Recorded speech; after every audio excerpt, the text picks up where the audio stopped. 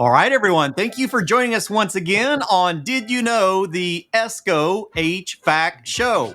So we've spent a lot of time over the last few months in the residential refrigeration side, right? Talking about our refrigerant transitions, our A to L transitions away from what we've been comfortable with in the past, moving into these new generations of mildly flammable and in some scenarios, highly flammable A3 refrigerants in commercial applications. But we don't spend a lot of time talking about all of the transitions that's happening in commercial and industrial. And so that's what we're going to do today. We're going to spend some time with our friends over at Matelex. How are you guys doing today? Doing great. Thanks for having us. How about you? I'm doing very well. So we have David Reitz and we have Gary Epright, both very, very deep into the commercial refrigeration side. And definitely, Todd, thanks for joining us. We always like to know how large this community of HVAC and refrigeration professionals is. And so let us know where you're joining in from. I'm here just outside of Brownsburg, Indiana. Ty, thanks for hopping in here today. I know you're down in Texas. And where are you guys joining in from? I'm in Vermont today. I'm in New Haven, Connecticut. Excellent. All right, so let's spend a little bit of time, let's introduce yourselves and a little bit about Matelex and the involvement in the industry. Okay, thanks, Brenton. I'm David Reitz, Matelex U.S. Partnerships, and Gary's joining as our technical consultant.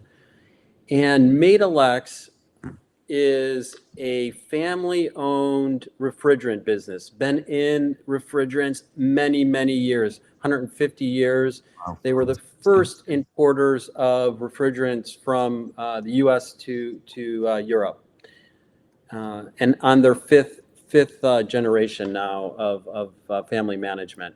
Wow, that's pretty crazy. Yeah. So they've seen a lot. They've seen all the transitions. They've seen all the transitions, and one of the rough runs was in the 80s with the Montreal Protocol. Yeah. So during the 80s, they were challenged with a lot of new entrants, new molecules, and one thing that they decided was to become more sustainable. Look at new refrigerants that would be better for the environment. They became involved in SME in Europe, globally with the UN, and one of their investments was into leak detection because leaking refrigerant to the environment was something that they didn't see as sustainable. Absolutely. And Matelex was their investment. Currently, 863 tons of refrigerant under supervision. They have 10 plus years in indirect leak detection, and we'll get into the technicalities of different types. Yeah, because that's a fairly new term to a lot of people. That'd be a really good one to dive into. Okay. And then 4,000 plus installation under management. Typically, and they're working with the most challenging commercial installations. 80% of their market is supermarkets, 20% cold storage. Supermarkets leak, it's a rate about 25%, but under management of the Matelex systems, the average is 8%. So they've achieved a very good level of success. Yeah. So Gary and I both have a commercial refrigeration background. We spent a lot of time in this side. So we've both seen those scenarios. We've seen systems that are managed well, and we've seen systems that are not very well managed. And we've had a lot of regulations, controls, regulations that have changed over time. And we're going to spend a little bit of time today talking about that. And we really do potentially have some additional regulations that will be coming in the near future. So it's very important for people to understand what has actually happened in this. And so really the Montreal Protocol was kind of the establishment for us to start really getting serious about refrigerant leaks. And then as technology has moved, we've had some adaptations to that, and some that people aren't even particularly aware of. So this is a great topic to dive into. I'm glad you guys are joining us today. Yeah, so moving from CFCs, much of the refrigeration went into HFCs. And so the ozone was protected, but HFCs are known to be very high in CO2 equivalent, 1,000, 2,000, 4,000 times the CO2 level. per molecule. And so now the regulation's gone from the Montreal Protocol to the Kigali Agreement, which is the international agreement. Treaty. Yeah. Yep, to regulate HFCs and to reduce the amount of HFCs to the atmosphere. And now, which we'll get into, the U.S. is following that with the 2020 AIM Act regulation, which will provide some details. Yeah. So the AIM Act is really starting to reestablish regulations and authority to the EPA way beyond what they were given through our previous Clean Air Act, right? So a lot of people are familiar with their Section 608 and their Section 609 for air conditioning that was established during the AIM Act. But now we start through the Clean Air Act. But now that we start moving into the AIM Act, we're going to see some changes, and we've already begun some of that most people probably didn't even realize. So I'll dive just right into the AIM Act here. Sure. It has three main mechanisms that they are establishing and rolling out rules. The one is phase down of HFC's production and consumption through an allowance allocation program. And this little red circle here is 2024 because it takes a big chunk down this year. And we'll be at 60% level versus the previous years. And so this is already established. It's already happening. The second is facilitating transition to new refrigerants. And you mentioned A2Ls. That's one of the refrigerants that they're establishing a way to have that in the marketplace and investing in that. And then the third part of the regulation is all around refrigerant management, and it has to do with reporting, tracking, and importantly, a lot around leak management. One of the questions that just came in from Patrick Murphy is this in relationship to the green chill that we hear a lot about from EPA? It is. So it is. So Green Chill partnership is an EPA partnership, which has substantially supermarkets as their members, who have said that their goal is to reduce the amount of leaks that they have to the atmosphere. And it's a voluntary program where they share best practices, they learn from each other, they look at new refrigerants such as CO2, they look at leak management technologies, and they share with each other. And we've been part of their group for the last several years. And I would also say you can also look at North America Sustainability Refrigerant Council. Yes. They are a leader in this area as well. So those would be two good recommendations for resources. Absolutely. Yeah, David, I would add the Vermont Efficiency Group as well, because they go beyond the borders of Vermont and they're active across the country and have programs, basically, several programs. I think we were talking to people in Hawaii and other places that they're looking at, and they have some funding to promote this type of technology. Yep, absolutely.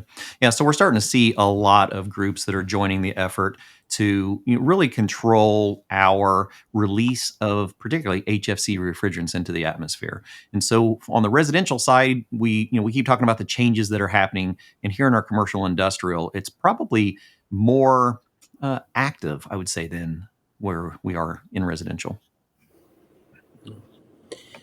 So just kind of getting deeper into the AIM Act, they have their proposed ruling, and if you're interested and if you're affected by this regulation, definitely recommend reading the proposed ruling, Section H. Oh, yeah. Section H deals with the management of leaks and also reporting, and really defines where they're taking this regulation. They're in the rulemaking process, so they've put out these proposed rules.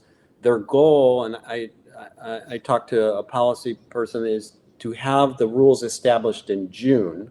Right. before the change of the 6 months before if there's a change in the U.S. administration, federal administration, they can take all the rules, head executive, the president can take all the rules established during the last 6 months and say, okay, you got to go rewrite those. And so to not have that risk, they're trying to establish it in June. So June's going to be an important date and important time. And when those come out, I'm ready to jump in and start reading them right away. Right, because we keep talking about the potential for the required training certification for A2L refrigerants as, potentially by September. And now we look at it and go, this is very, very realistic that not only could we potentially see this residential, but in commercial industrial, we have new leak rates to be looking at. There are a lot of things that are happening through the AIM Act that people keep saying, oh yeah, we're gonna start looking at this, and I'm sure we're gonna hear things about it, not realizing that most of this is probably going to be impacted before this presidential candidacy is over. So, I hadn't thought about it from that perspective, actually. And really what we see is a lot of because we were working with a lot of U.S. supermarkets, and a lot of the large supermarkets really understand, they're planning for it, and they understand actually some of the actions can be a positive for them from a business standpoint, not only sustainable, but they have good ROIs and whatnot.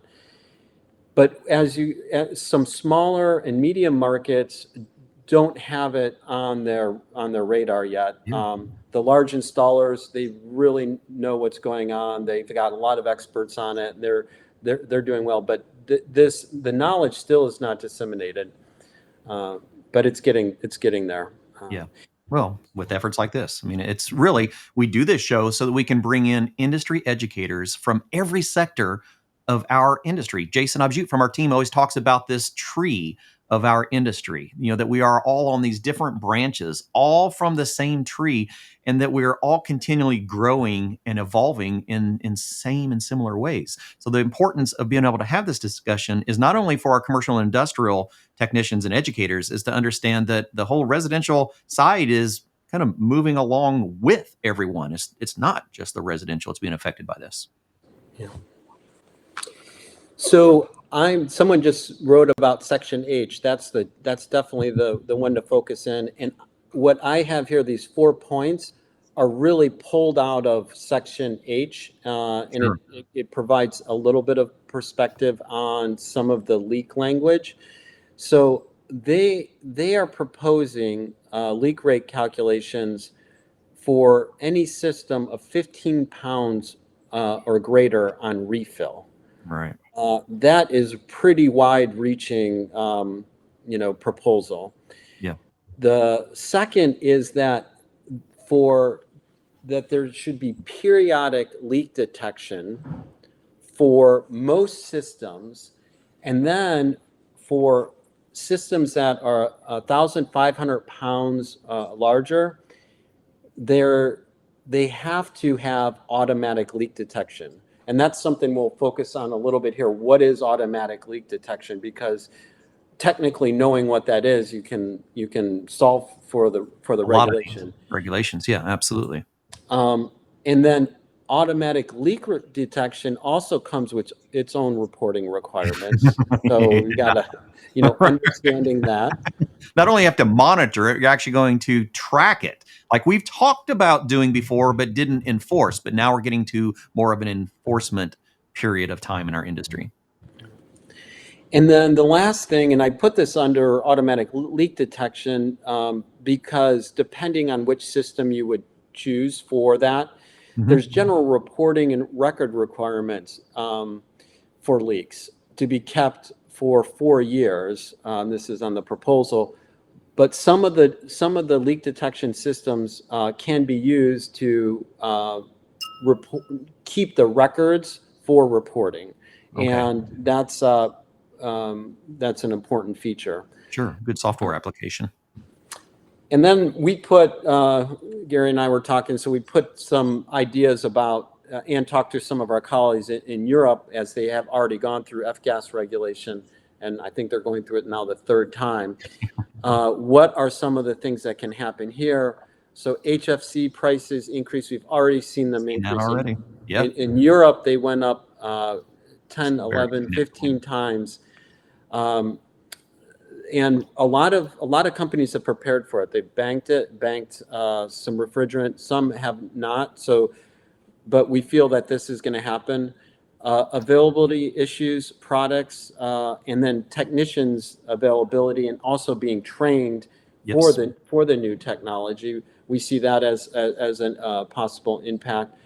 And just 1 week ago, there was an arrest in a man in California.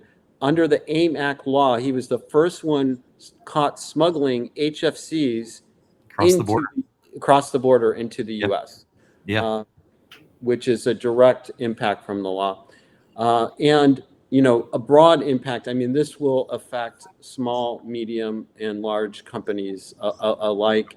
And we do have we do feel like small and medium, as regulation happens, sometimes unintended consequences is they cannot keep up as much. So we really are trying to educate ourselves just as a company about leak detection and why it's important, and what the AIM Act means for them. Yeah, we keep stressing, particularly to our educators. This year, just a month ago, at our National HVACR Education Conference, we had a record number of educators as well as distributors and contractors that were there to learn about the changes that are happening, because now everyone is starting to understand how this is going to impact them, how the shortage of HFC refrigerants are going to be multiplied in a very, very short period of time. And what are those solutions? And really, this is what we're talking about, is being prepared for these transitions. So, and So we're along, going to. Oh, go ahead. I'm sorry, David. I just wanted to bring up that the fine that was just made to Climate Wire was $416,000, and have to destroy 1,693 pounds of refrigerant That were imported. So, yep. That's pretty And significant. yeah, well, it is, and it's nothing new. I mean, back in the 12 and 22 days, they've tried to smuggle that in the country as well. And a lot of Yes. people think drugs are the biggest smuggling thing that has been caught and basically fined or people put in jail. Actually, the largest smuggling event was a load of R22 that came in on a ship in New Jersey, and it stood for a lot of years. It may still be standing for all I know. I've heard about that. Yeah, and one of the big problems with that is that we don't have those purity inspections along the way, and we get introduced moisture and other contaminants into the refrigerant that now gets introduced into the systems, which just compounds the problems, not including Absolutely. air and other non-condensables. So people are getting desperate, I guess it's a symbol of, because that's usually when smugglers take advantage. Yeah, But absolutely. in essence, a lot of these things only made sense from a financial standpoint too, and it's kind of surprising that companies haven't been more proactive about programs. Leaking refrigerant, if you lose refrigerant, it's costing you money to fix the leak, it's costing you money to replace the leak, it's costing you money all the way up and down the spectrum. So in some ways, what the federal government and state governments are doing is just in response to the industry and not taking care of it itself. Yeah, absolutely. Yeah, we keep saying, especially, I've seen some comments on reclamation. If we would have been doing proper leak repairs, proper refrigerant monitoring and tracking along the way, we wouldn't have been in the scenario that we actually are in right now. So unfortunately, some of this is very much self-inflicted. Indeed. So now I have the definition of automatic leak detection. So this is referred to in the proposed ruling, and it comes from this is the U.S. code. It can be very similar to some of the other global definitions, or it can be different. So I don't know if that's saying anything, but to I guess know what your local definition is for outside the U.S. But for the U.S. code, this was established for R22 OSD refrigerants and has been reapplied to HFCs. Right, to replacements. Yeah, so it's in the AIM Act, it's in the CARB regulation in California, and it also, with implementation of automatic leak detectors, you can eliminate costly manual checks. That's one of the benefits that you have from automatic leak detection. And really, they defined in the definition two different types. One is direct detection, and one is indirect detection. And you can see some of the points that they have. I guess a couple of the key ones are technically, what does the direct detection need to be able to do?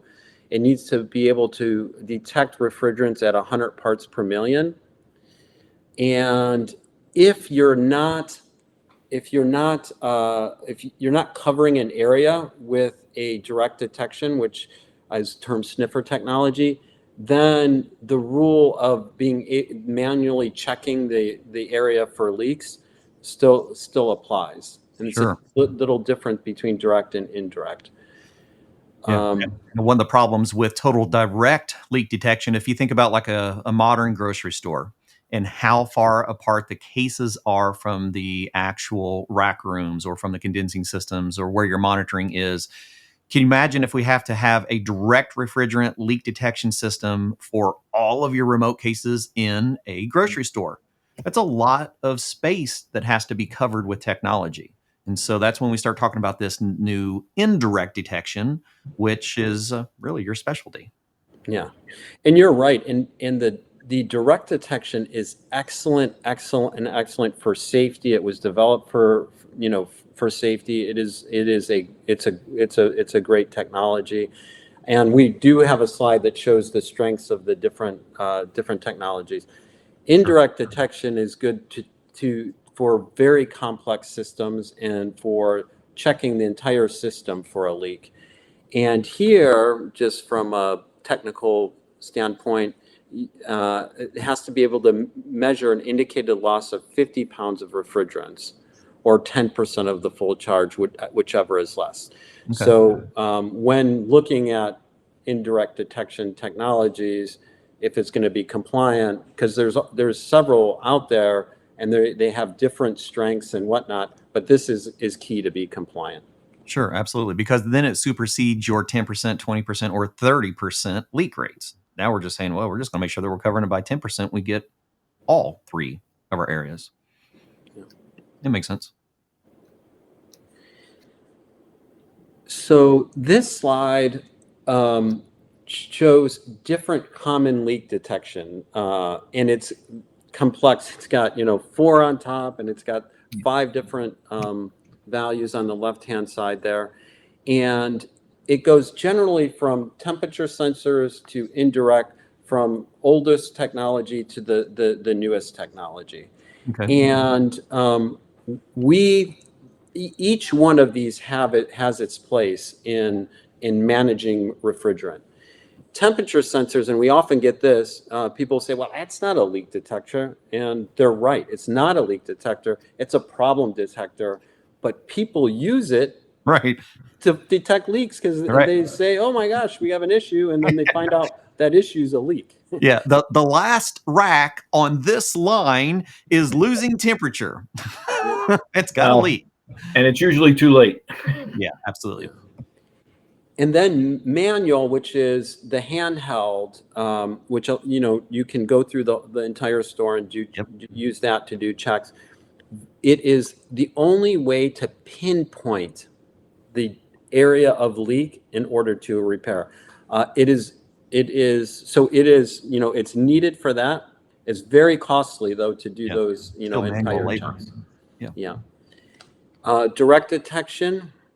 That's that sniffer direct detection technology we talked. Very good for safety.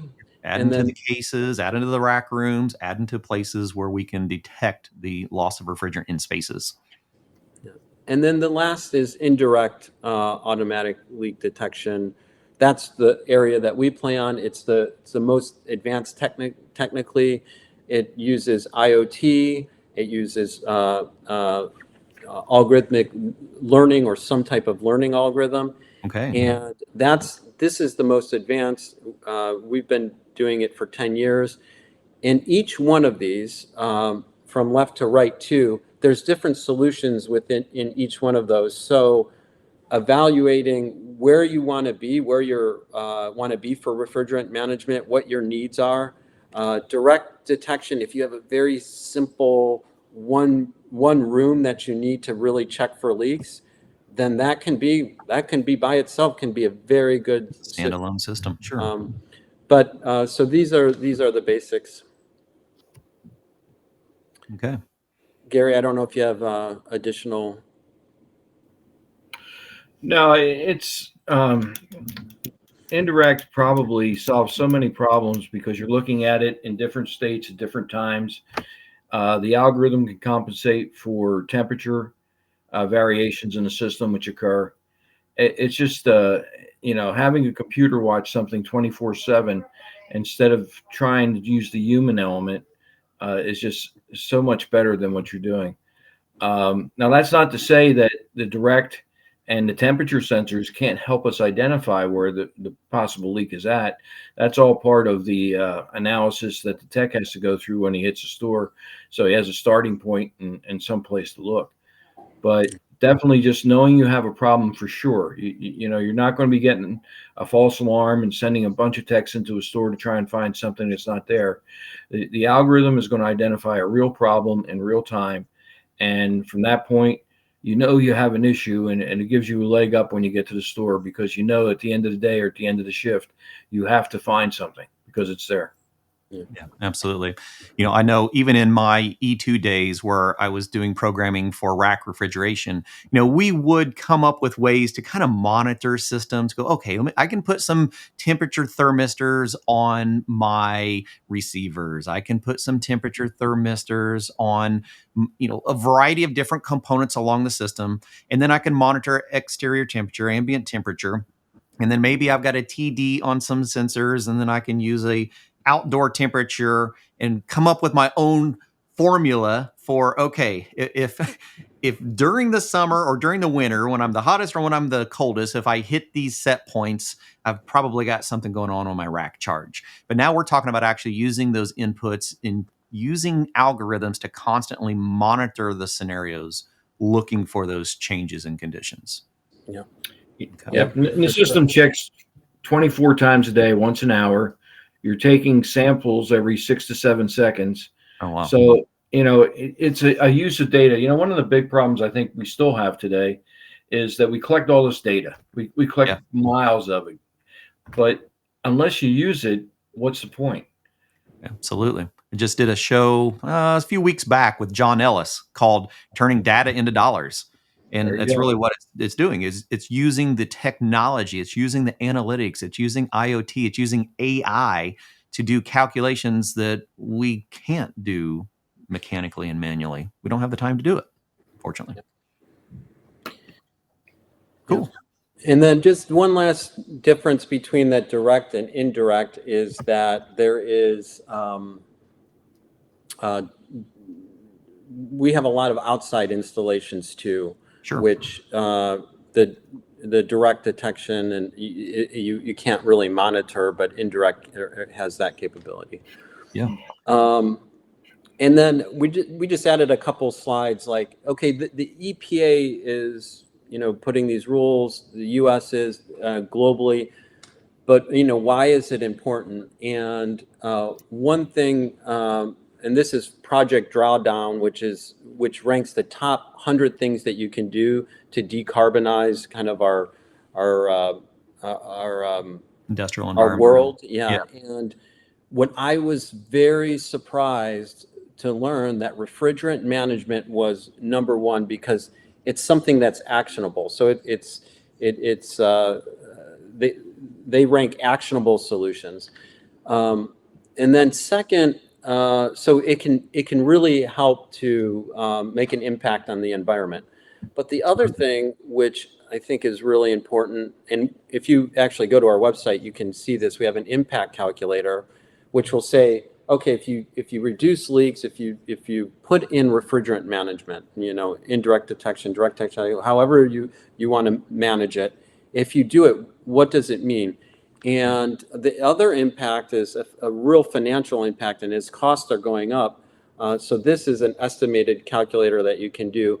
And we see ROIs under a year consistently for leak management for in our indirect system.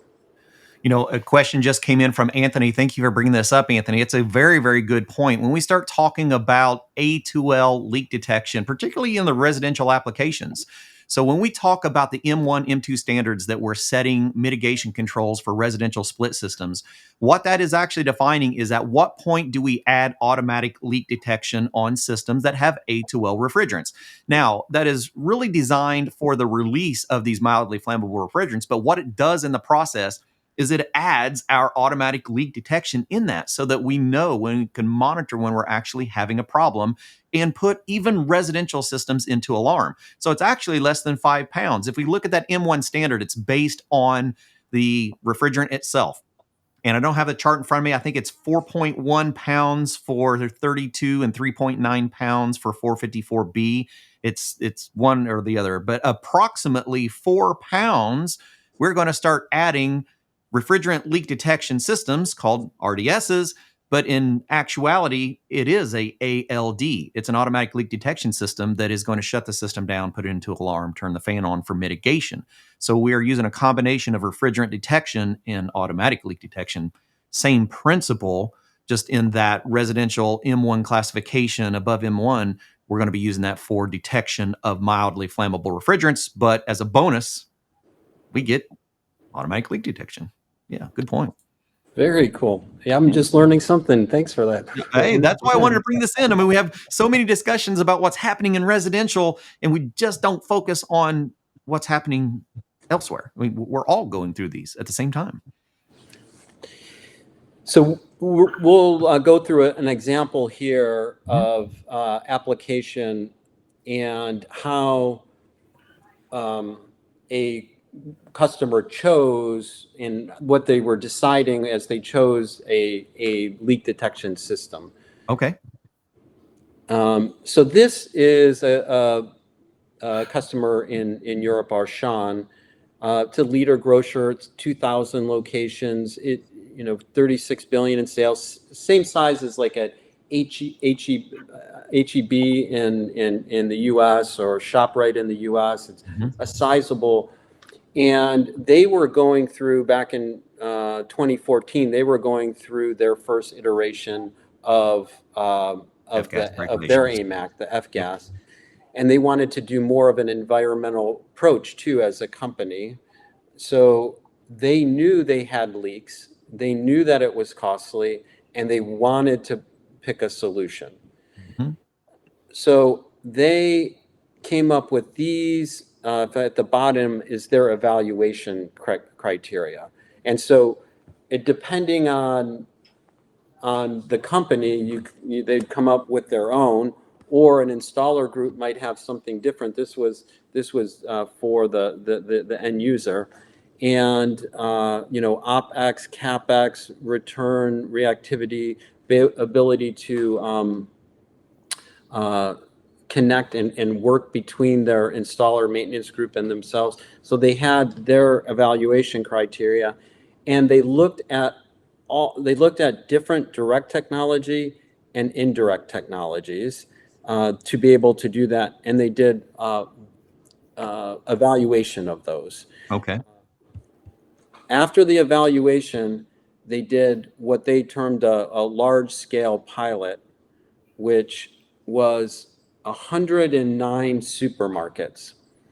And these 3 boxes at the bottom go through the 3 years of reporting. So 2014, they started the project. 2015, they evaluated different solutions. 2016, they implemented on 109 supermarkets. That year, because they were being able to be more reactive with leak management, they saved 28%. My gosh, my eyes are bad. Yeah, 28% reduction. 28% of on refill that year, and then over time they got up to 39% because they got some savings that year, some savings the second year, some savings the third year. They validated that by rolling that out into their first market, which was France. They put it in 5 or 6, and doing their return on investment, which, they're self-reporting less than a year.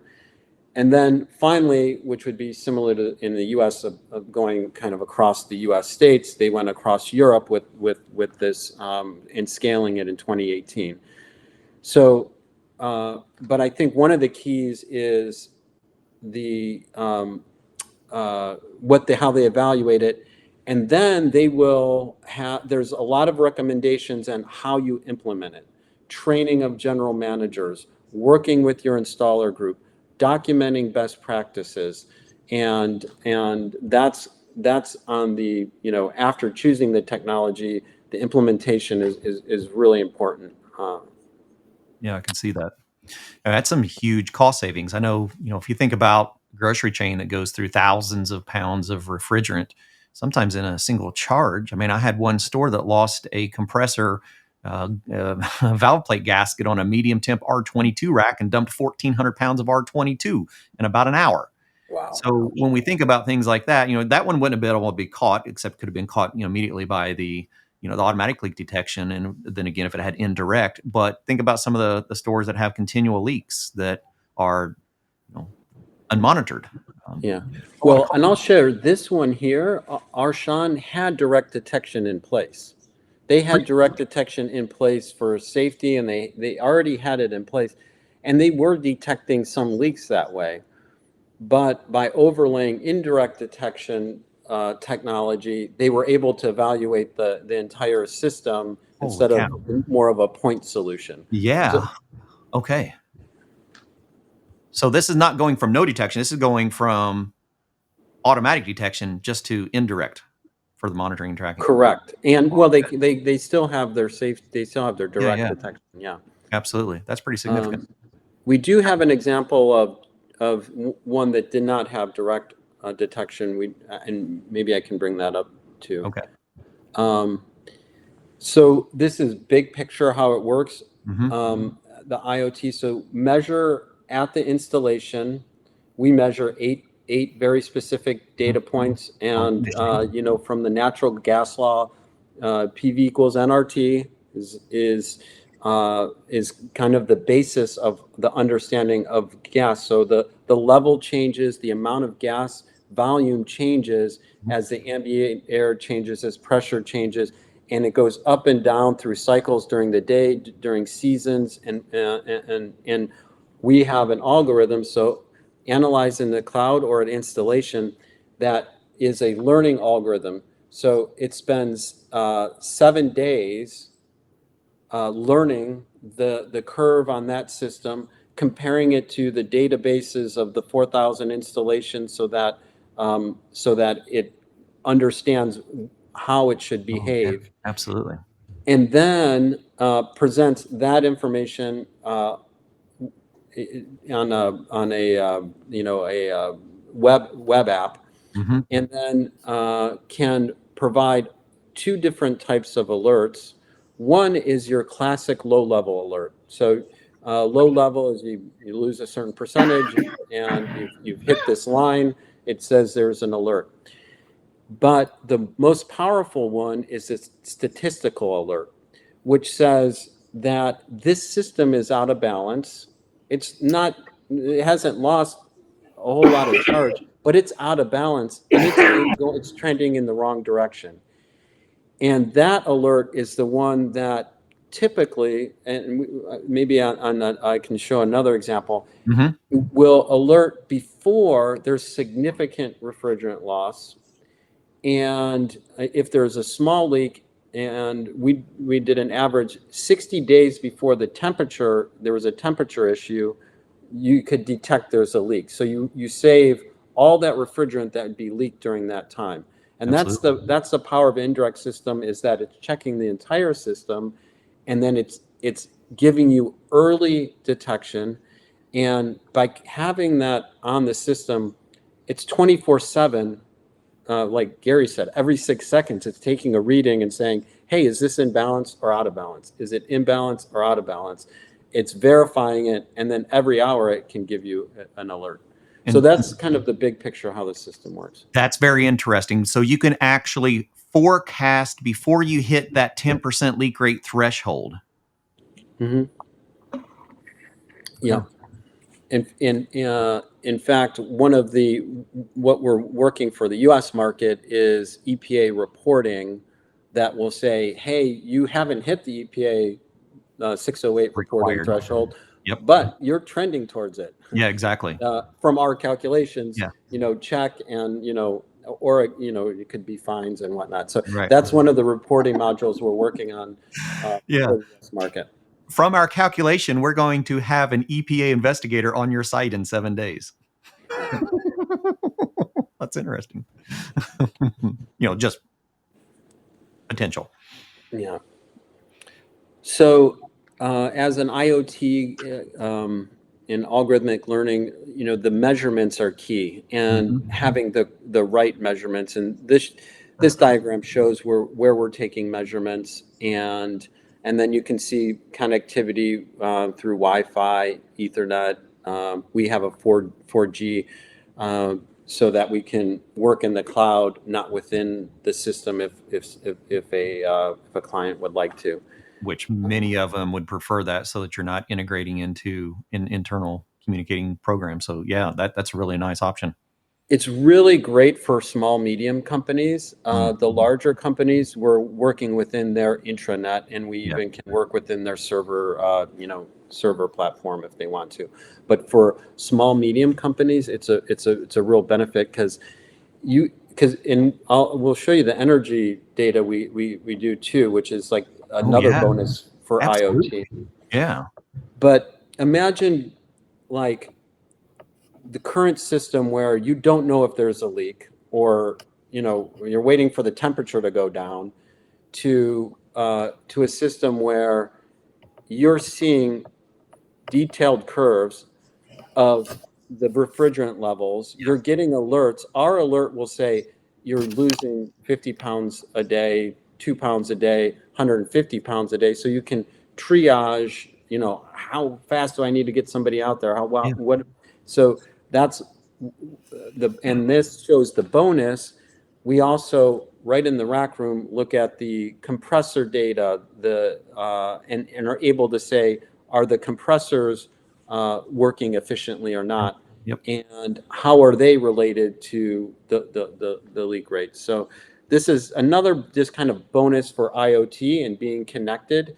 You're connected at the points that are most interesting. And for our clients like supermarkets, 50% of their energy cost is in refrigeration. Yeah, absolutely. I just seen a factor in there that I'm very curious about. Are you actually calculating coefficient performance? We are, yeah. When are you coming to residential? Yeah. Well, it's on the, I can't say soon, but it's on the development path. Oh my goodness. Tell me more. Tell me more. Okay. That's another show right there. So, as I said, intervening as quickly as possible thanks to the panel of alerts. So the refrigeration alert, energy drift, short cycling. If there is a compressor that's turning on and off, you'll get alert on that.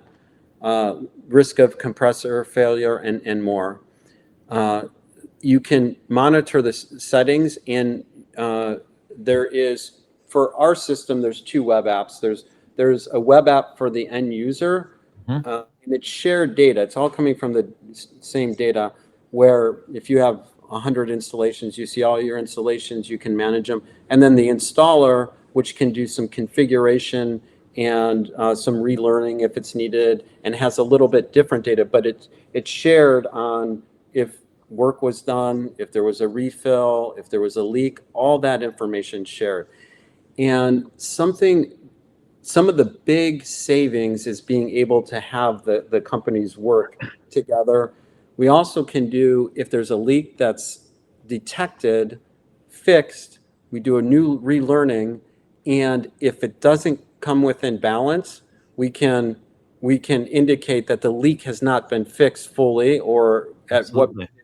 And that check at the end ensures that 6 months later, they're not back in the store saying, oh my gosh, we got to, refill this up again. Yeah, and I'm really curious if EPA accepts that as your leak check requirement, your follow-up leak check requirement, because if it's analyzing it, I mean, it should. There is some proposed language on that for subsection H. There is language that, yeah. Think about the reduction of employee cost for trip visits just for do leak analysis. Yeah. Okay. And then here's just some of the achievable results. We showed the one example where it was about 40% savings. Yeah. The responsiveness we see up to 80%, and we have an example. I think it's on the next slide. Okay. And then lower costs of energy by 20%, and then visibility on the systems, and sharing that between the companies.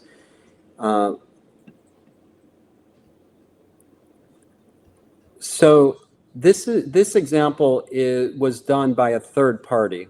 Okay. And there was 4 different sites with 6 different installations, systems. And I'll just go through the first one here.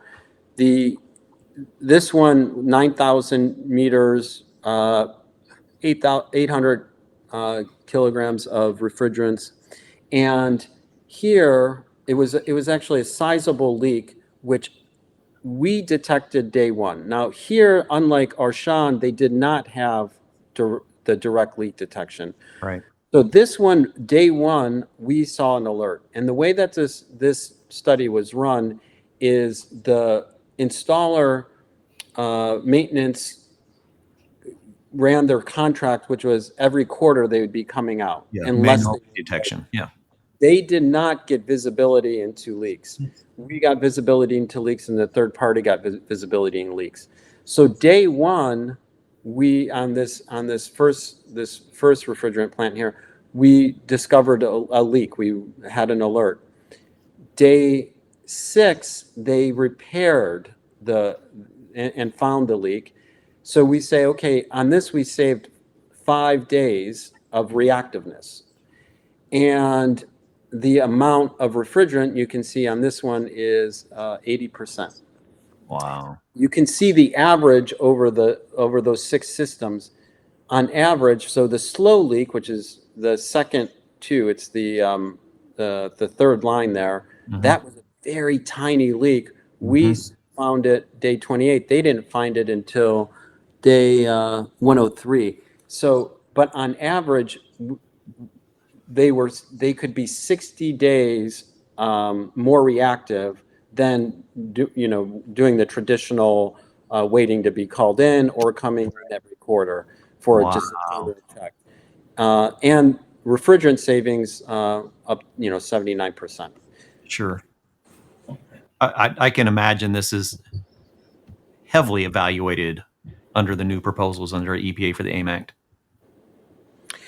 Yeah. So their rationale for putting in automatic leak detection and making it a requirement is this is the rationale. Right here. Absolutely. Yeah. There's our refrigerant that we need. Yeah. And all that refrigerant. In subsection H, they describe this rationale. They don't have the calculations, but they describe this almost exactly the study. Yep. Yeah.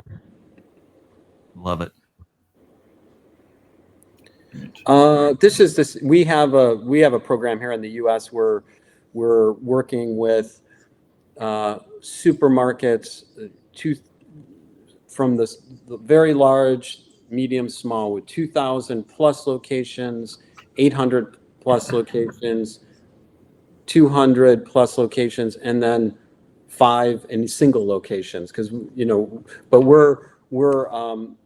we have our UL rated product came out 6 months ago. We've got some installed in the U.S. and now we're rolling out with pilots, and we're always interested to try to solve problems. So if there's anybody interested in that, or just to talk automatic leak detection, I'd be happy to do that. Yeah, because there's there's a lot of concern on choosing the right refrigerant detection system, because it can be all over the board. Am I looking for a single system that is, communicating or non-communicating? Do I have, a few inputs? Do I have dozens of inputs? What's going to be the cost of doing a traditional automatic detection system? And then we start looking at the indirect. You got a lot of options here. Yeah. A lot of solutions. And the direct detection has, there's very good applications for that. And then I think when the ruling gets finalized, then it will allow for a lot of additional choice and evaluation. Excellent. So I just wanted to see if I had one other slide. And any questions from the audience? I mean, there's still a lot of people out here that are very curious of what we're talking about with refrigerant detection. Plenty of time for questions. So if you have any questions, just please put them in the chat and let us know. Oh, so I just had put this, someone mentioned green shell. Here's a list of some resources and of, different, and the ASHRAE annual conference is very good. They've got a lot of technical sessions there. Yeah, and the National HVACR Education Conference. I got to get you to add one on there. Oh my gosh. We had about 1,200 educators there, and this was really a monumental year for us because people are very intrigued with what's happening with the AIM Act from all sectors, because it is affecting residential, commercial, industrial, other industries like foam blowing, automotive. I mean, we all have transitions that we're going through due to this HFC phase down. Okay, I think that's the end of our slides here. Okay, and that gets us right to the end. I do love that one. You can't manage what you can't measure. It really comes down to using data to make a difference. So tell us a little bit about how do we connect with Matelex? So you're free to reach out to Gary or myself. And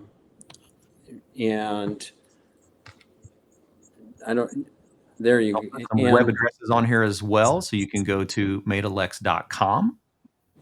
Yep, and there if you go do an inquiry, it will come directly to Gary and myself, and we're happy to talk automatic leak detection or the AIM Act and any questions. And we do have like a very deep bench because the Han Group is refrigerant experts. They have over 100 refrigerant experts. So for example, we're meeting with a CO2 expert that has been doing CO2 conversions in Europe for the last 8 years and knows, the good, the bad, the ugly, the best practices, and we're learning from them. So if there's particular things we can't answer, we do have a lot of resources.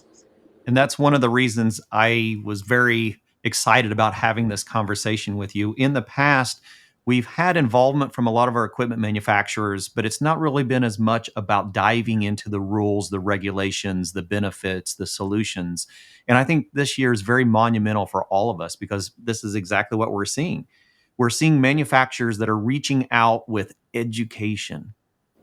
That is the biggest value in our industry, knowing what is happening, knowing that the changes are here, and getting firsthand information, and then being followed up with the solutions. And I applaud you as a manufacturer of doing that for our industry. Thank you. Yeah, it's such a big change. We're learning all the time, and then it's great to be able to share and connect with others. Absolutely.